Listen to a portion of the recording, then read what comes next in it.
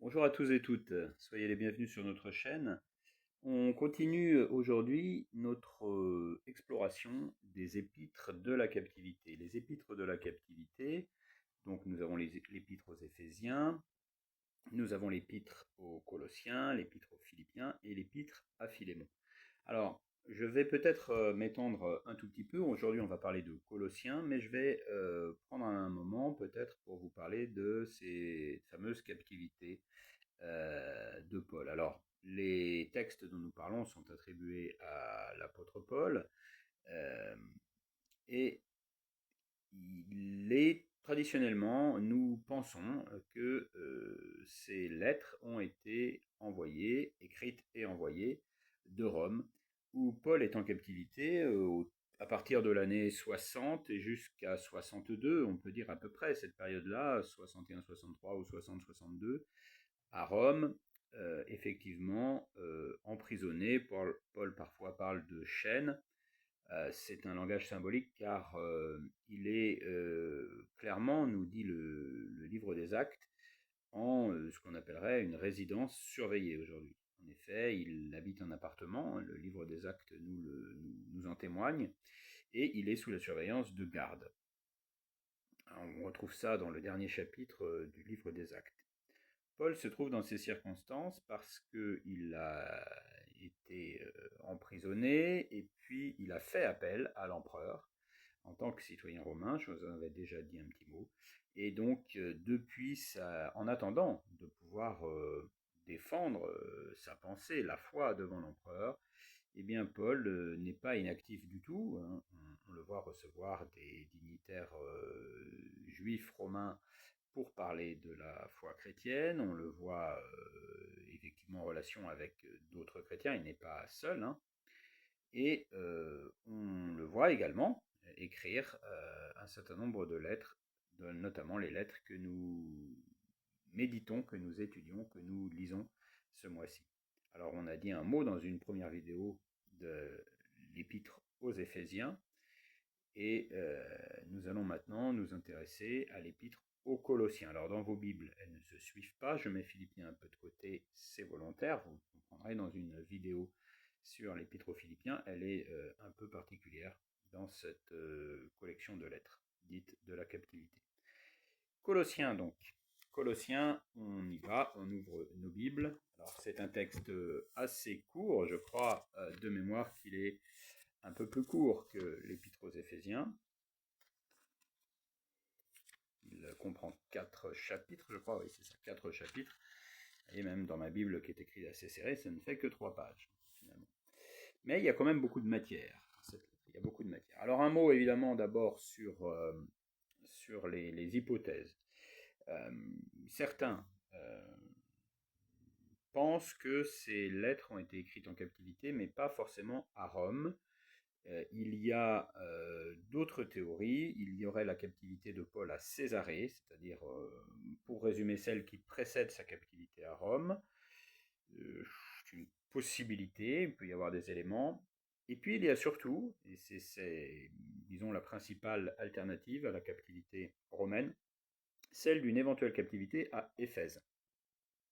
Alors, c'est un peu délicat parce que on pense que Paul a été plusieurs fois emprisonné, plus de fois encore que ce que la Bible ne le dit, et notamment les pères de l'Église, et notamment Clément de Rome, affirment que Paul aurait été emprisonné 7 fois au cours de sa vie. Bon, je ne dis pas que c'est une vérité absolue, la Bible ne nous l'enseigne pas, mais on sait aussi qu'il y a un certain nombre de textes qui ont été perdus, et on ne sait pas toujours tout, donc ce n'est pas complètement à exclure.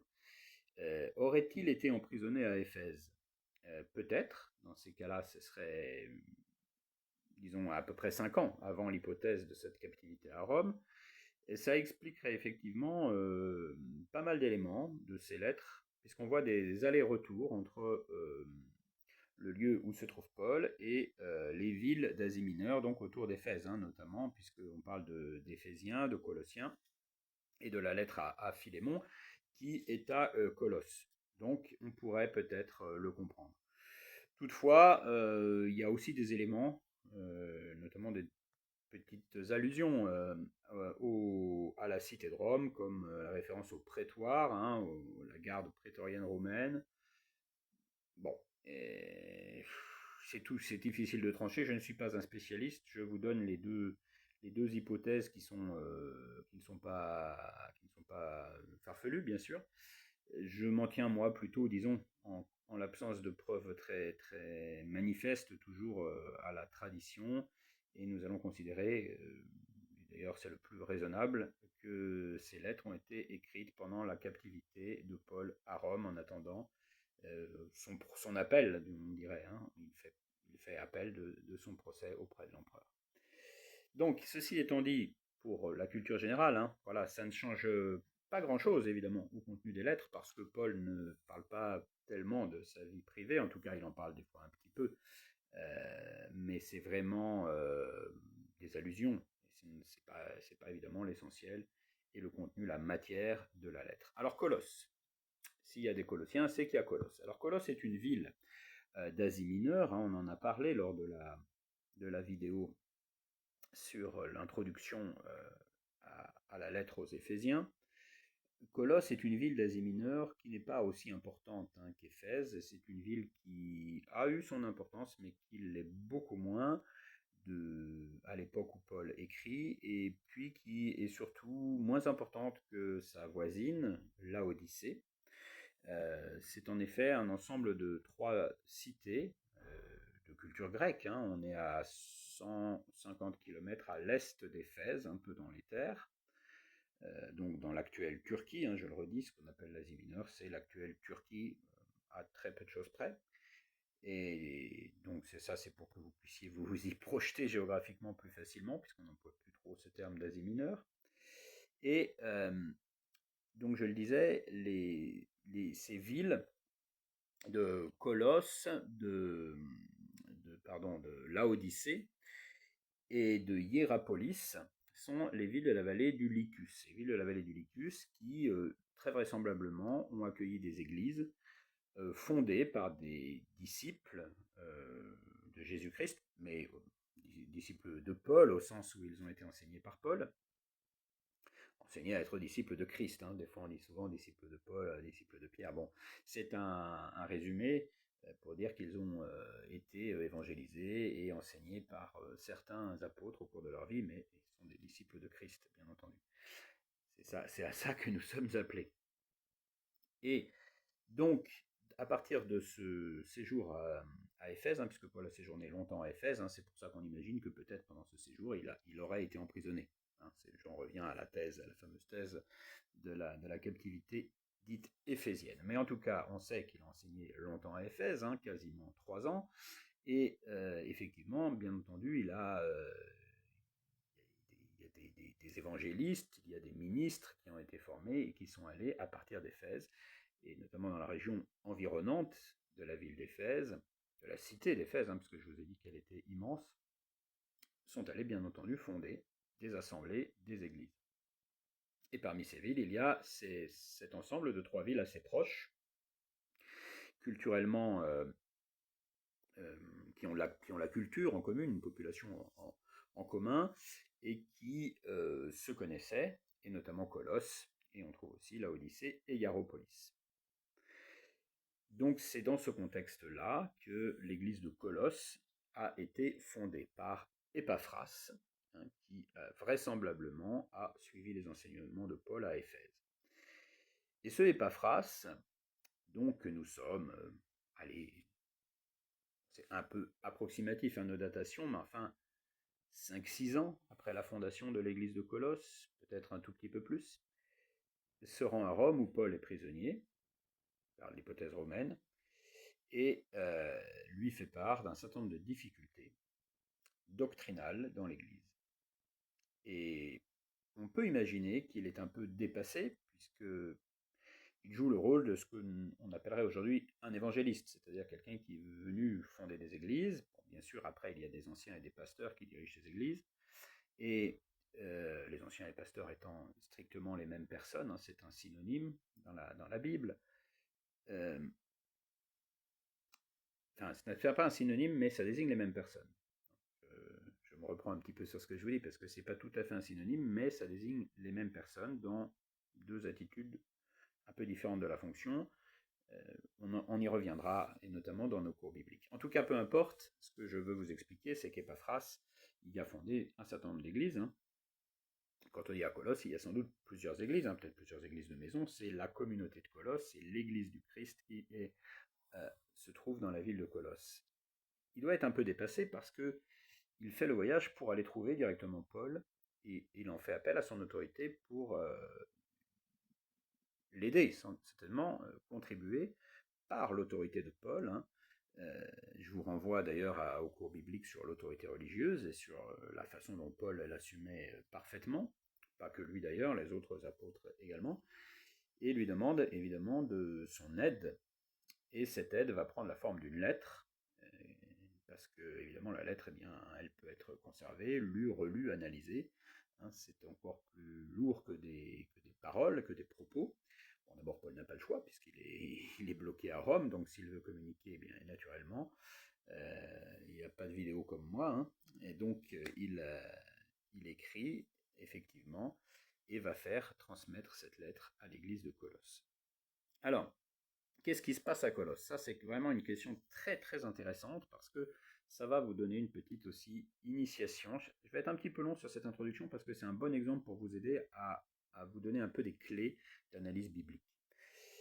Effectivement, quand on a une lettre comme ça, relativement courte, longue pour une lettre, mais enfin pour un livre, elle est courte, on n'a qu'une photographie de la situation, puisque ce qui nous reste, nous, c'est la lettre de Paul à l'église de Colosse. On n'a pas d'autres échanges, on n'a pas le background, on n'a pas l'exacte situation. Donc on essaye de comprendre ce qui se passe et dans l'église de Colosse à travers les écrits et les argumentations de l'apôtre. Et dans Colossiens, c'est assez riche, il y a beaucoup d'éléments. Alors, on peut noter un certain nombre de points. Je ne serai certainement pas exhaustif, ils ne seront pas tous notés. Manifestement, Colosse fait face à ce qu'on pourrait appeler des hérésies, des apostasies aussi, on pourrait dire, donc, des fausses doctrines. On a vraisemblablement des faux docteurs qui ont commencé à enseigner au sein des différentes assemblées de Colosse des points qui n'ont rien à voir avec l'enseignement de Christ, ou rien à voir, ou qui en divergent, ou qui sont le fruit d'autres influences, et que Paul va combattre très vigoureusement dans cette lettre. Alors, déjà, on peut se douter qu'il est possible qu'à Colosse, la centralité de Christ, la personne de Christ, soit quand même assez contestée, parce que dans la lettre, il revient assez souvent sur la prééminence de Christ dans la foi. J'en veux pour preuve dans le chapitre 1, alors comme toujours, je vous invite soit en même temps, soit après en visionnant, bien entendu, à aller voir dans vos Bibles.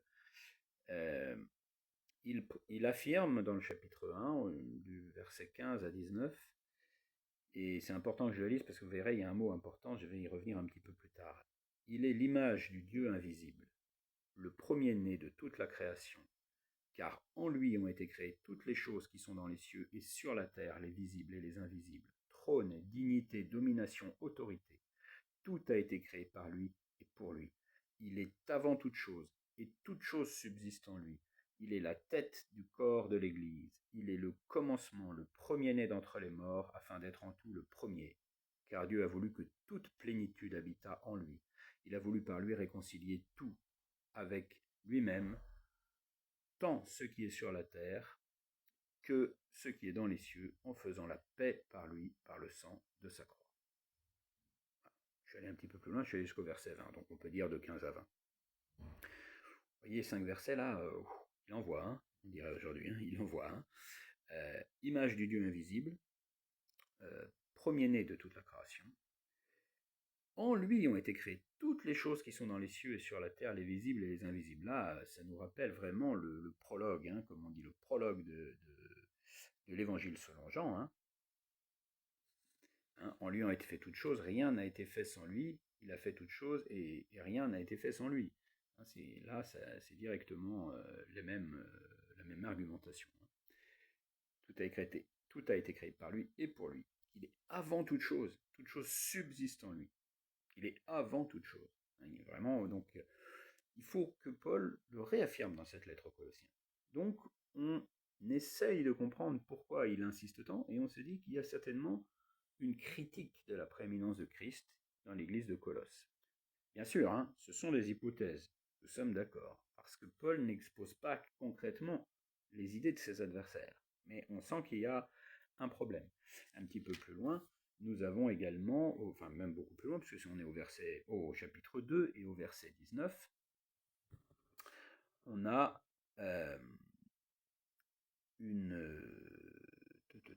je vais commencer ça. Oui, est-ce que je peux prendre ça? Ouais, si vous êtes mort avec Christ au rudiment du monde, pourquoi, si vous viviez dans le monde, vous impose-t-on ces préceptes? Voilà. Donc on lit bien qu'on meurt avec Christ, que toute chose est nouvelle en Christ. Donc vous voyez, on a comme ça souvent des rappels, un peu plus que dans d'autres textes de Paul. Et puis, là, on a un mot, toujours dans ce verset 2, qui nous intrigue un peu. Au verset 4, Paul écrit « Je dis cela afin que personne ne vous trompe par des discours séduisants. »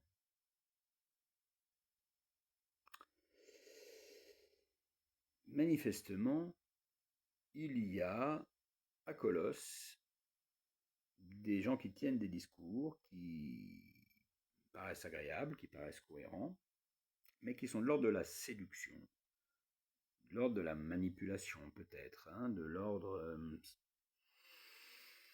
Et on sait qu'à Colosse, il y a une certaine sagesse. Hein. Il le dit un petit peu après, au verset 8, « Prenez garde que personne ne fasse de vous sa proie par la philosophie et par une vaine tromperie, s'appuyant sur la tradition des hommes, sur les rudiments du monde et non sur Christ. » Donc il y a une certaine philosophie, parfois traduite par sagesse dans certaines traductions, qui semble séduire les chrétiens de Colosse. Manifestement, et on le voit aussi au cours de la lecture, je vais donner d'autres exemples, il y a une sorte de prégnosticisme, cette pensée un peu qui est compliquée à résumer, mais qui, grosso modo, considère la matière comme indigne de la création, indigne d'un intérêt spirituel. Et à travers cette matière, c'est le corps de l'homme qui est abaissé par rapport à son âme.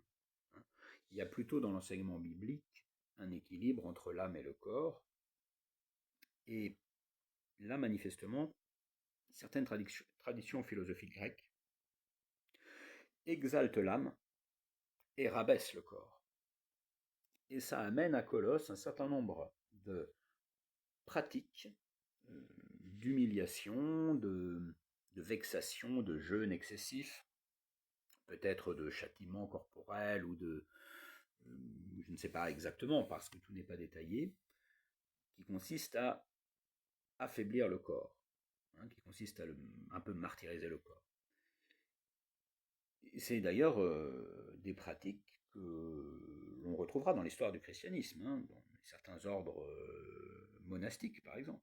Hein. Vous savez, ce fameux cilice là qu'on peut porter autour de la cuisse pour se faire saigner, se rappeler les péchés ou se punir de nos péchés, ou d'autres flagellations, vous savez, on se fouette, ou d'autres choses,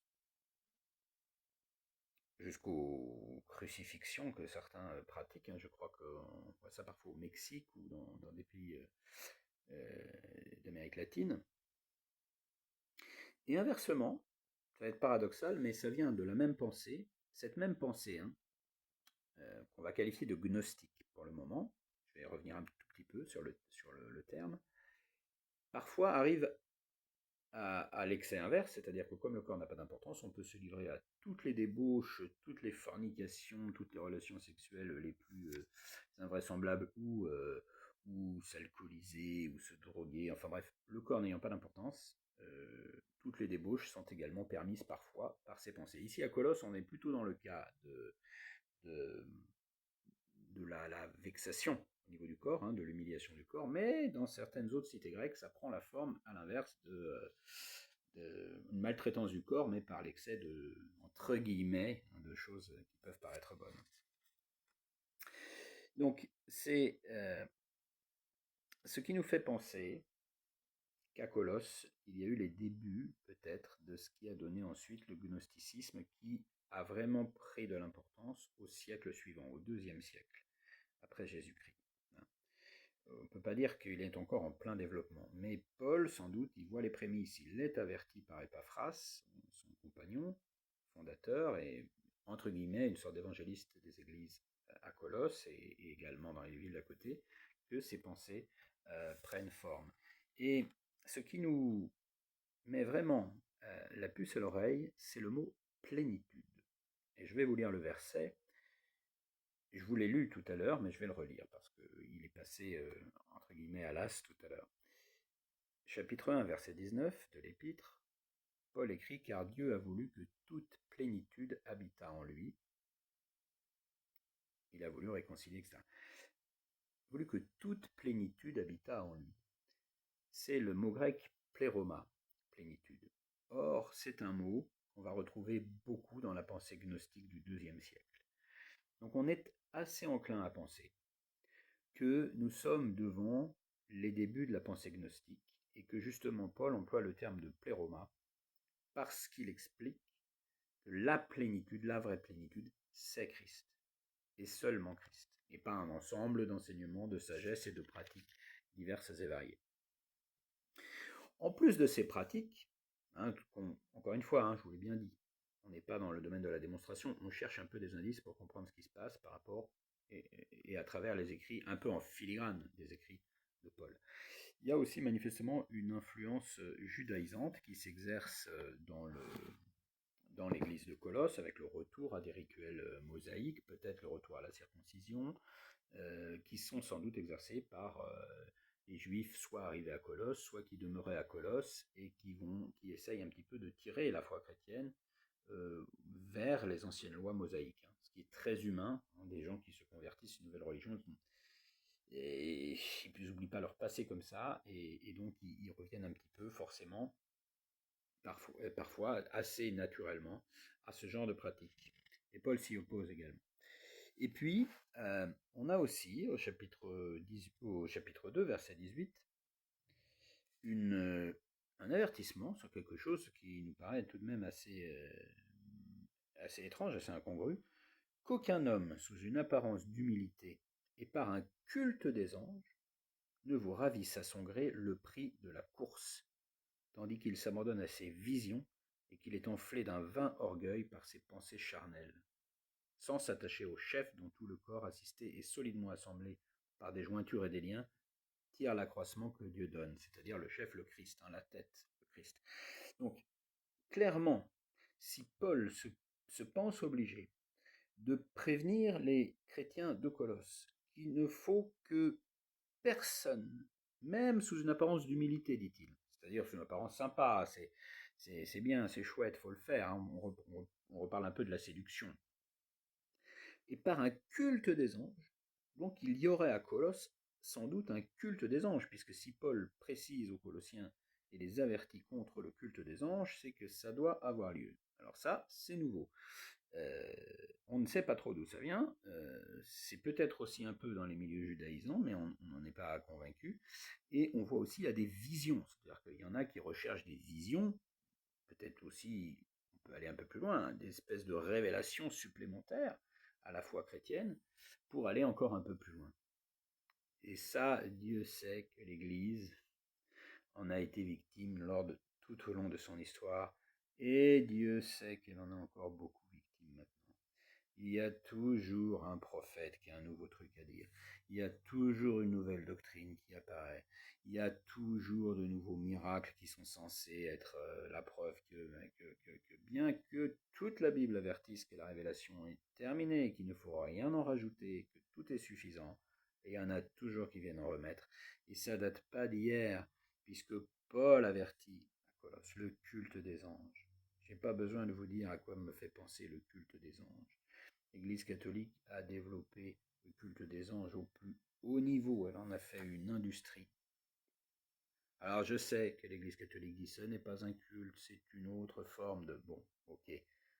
En tout cas, on voit clairement qu'il y avait déjà une tendance à mettre entre Christ et Dieu, ou entre Christ et les hommes, des intermédiaires, des médiateurs supplémentaires, des puissances, des divinités ou pseudo-divinités. Il en parle aussi, Paul, un moment, hein, des dominations, des dignités, des trônes, des autorités, des cultes des anges. On voit bien ce qui se passe, on sent bien ce qui se passe. Christ ne suffit pas à un certain nombre de chrétiens de Colosse qui rajoutent des intermédiaires, qui rajoutent des rituels différents de ce qui a été enseigné. Alors donc Paul doit réaffirmer tout au long de la lettre que Christ est au centre de tout, qu'il n'y a pas d'autre médiateur entre Christ et Dieu, qu'il est la plénitude en tout, et que le salut est parfait par l'œuvre de la croix, que ce n'est pas par nos œuvres, ce n'est pas en faisant tel rituel, par un culte étrange ou par une philosophie, disons, un système philosophique différent, compliqué pour les initiés et tout ça. On voit que tout se mélange un peu. On ne sait pas si tout est mélangé dans un même culte. On ne sait pas s'il y a des influences diverses qui traversent les églises, mais on voit clairement que le message qui pourtant a été prêché et installé il y a peu de temps est déjà très largement modifié. Et puis enfin, c'est vraiment le gros. Et cette épître, vous voyez, j'ai été long sur cette épître, mais je suis sûr que ça vous a intéressé et que vous allez la lire attentivement, je l'espère. Et puis on termine aussi, c'est pour ça que je l'ai commenté un petit peu à la suite d'Éphésiens, également dans le chapitre 4, avec un certain nombre de commentaires, même à la fin du chapitre 3, sur les relations homme-femme et sur les relations maître et esclave, les relations sociales, je dirais, et puis ensuite un certain nombre de salutations très intéressantes sur différents frères. Et là, c'est là qu'on apprend l'existence, dans le chapitre 4, d'une lettre aux chrétiens de Laodicée. On pourrait l'appeler l'épître aux Laodicéens. Mais cette lettre n'a jamais été retrouvée. Pourtant, dans Colossiens, il en parle.